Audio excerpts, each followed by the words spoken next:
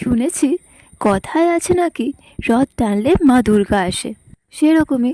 আর হাতে গোনা মাত্র কিছুদিনের অপেক্ষা, তারপরেই তো মা আসছে। কিন্তু এদিকে অনেক দিনই হলো রথযাত্রা বা ফেরত রথ সবই শেষ। তবে সেই রথের সময় শুরু করা আমার জগন্নাথ বলরাম সুভদ্রার এই পেন্টিংটা এখনও শেষ হলো না কেন?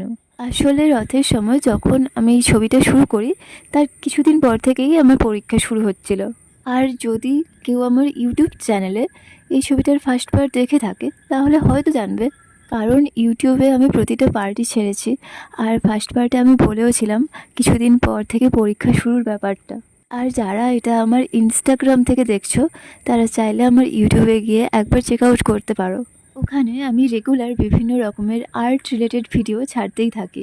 আর আমার ইউটিউবের লিঙ্কটা ইনস্টাগ্রামের বায়োতে দেওয়া আছে, ওখান থেকে দেখে নিতে পারো। আচ্ছা, তারপর তো ওই কারণেই শুধুমাত্র জগন্নাথ দেবের ছবিটা কমপ্লিট করে ওই রথের টাইমটাতে ছেড়েছিলাম।